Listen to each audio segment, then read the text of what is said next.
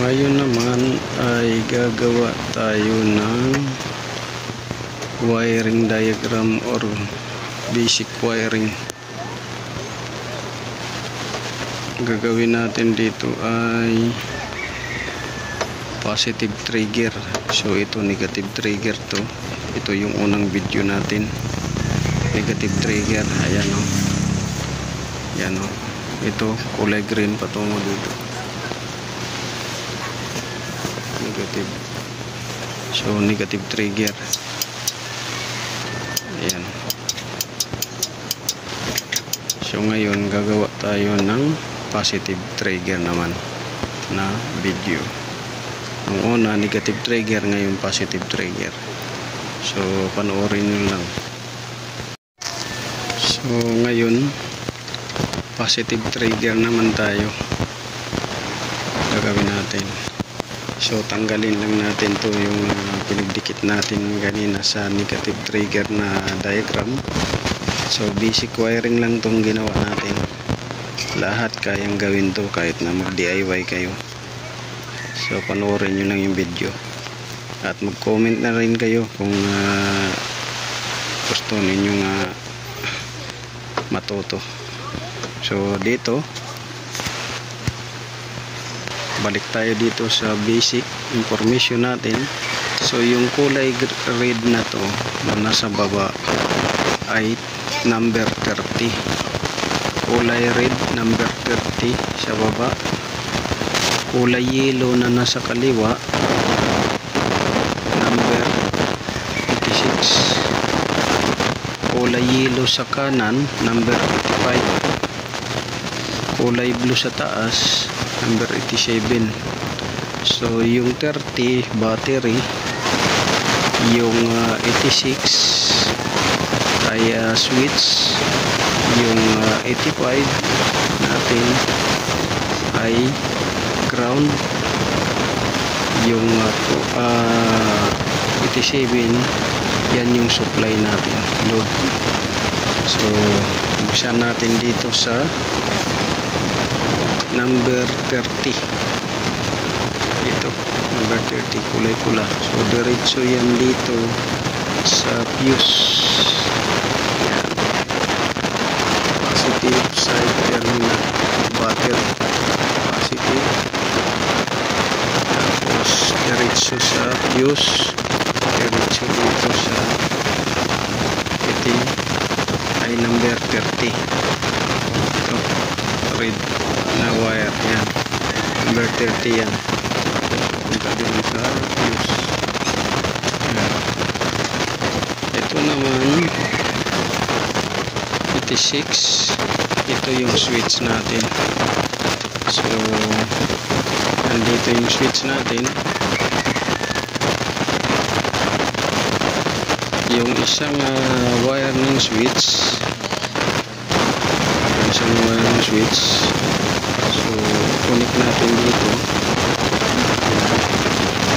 Isang wire ng switch, connect dyan.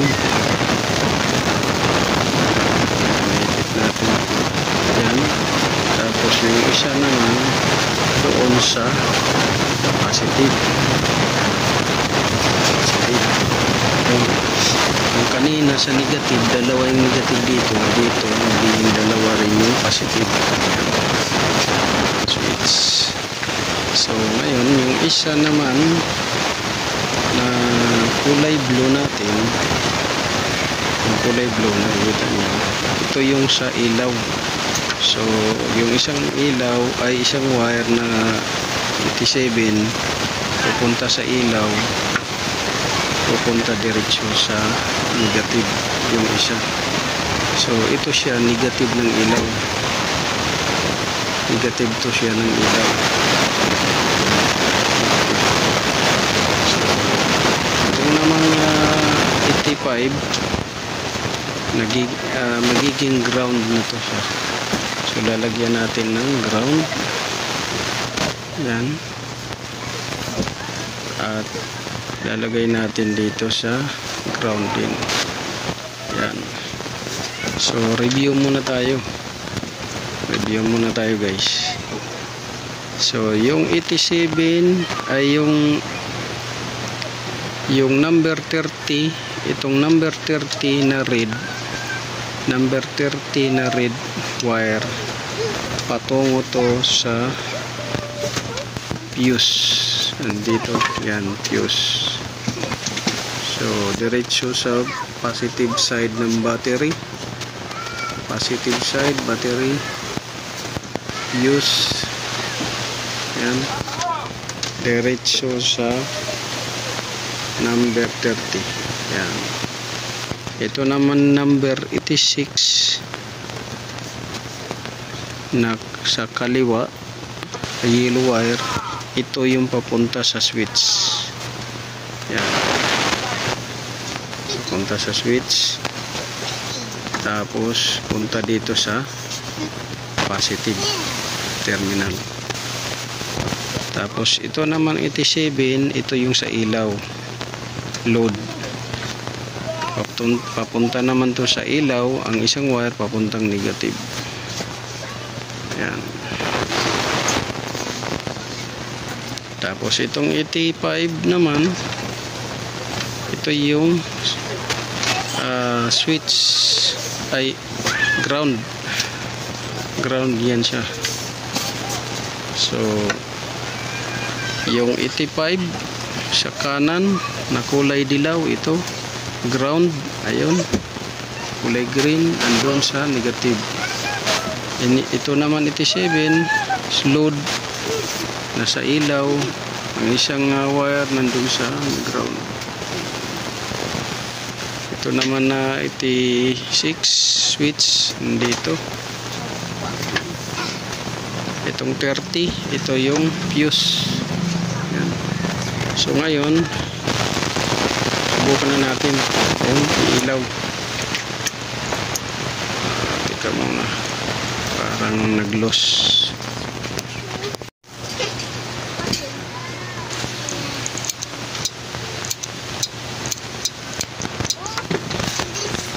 So ito, review tayo ulit guys. So number 30, diretso yan sa fuse. Dito yung fuse, diretso sa positive side ng battery.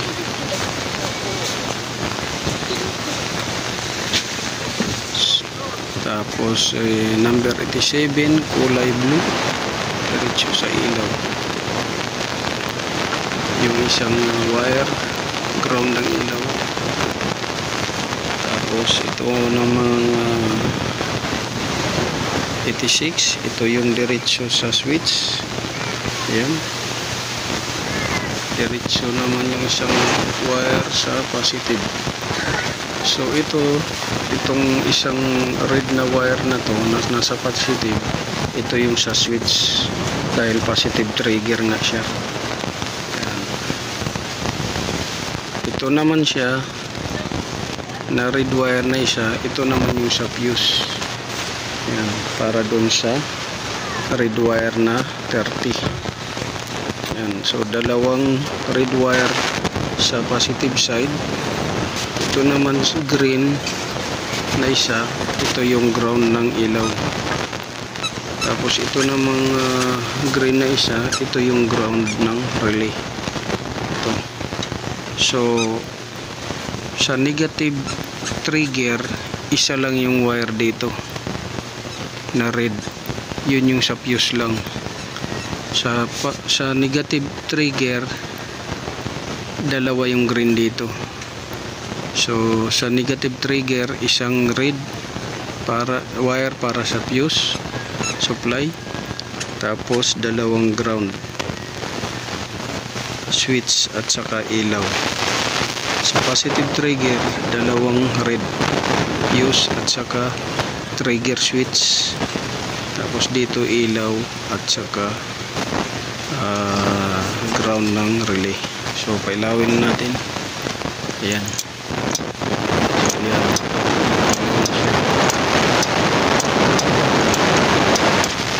So ganun lang kabali basic wiring ng negative trigger at positive trigger. So yung una nating video, yun yung negative trigger, ito yung positive trigger. Kaya naging positive trigger to dahil yung switch kumuha ng power supply dito sa positive. Ayan. Dito siya. Pag negative trigger, ito yung nagiging switch. Ito siya. So negative trigger, yung 85 yung nagiging switch, positive trigger yung 86 ang nagiging switch. Yan, switch. So yun. So sana nakakuha kayo ng konting kaalaman dito. Sa mga gusto matuto, message, comment na lang kayo guys.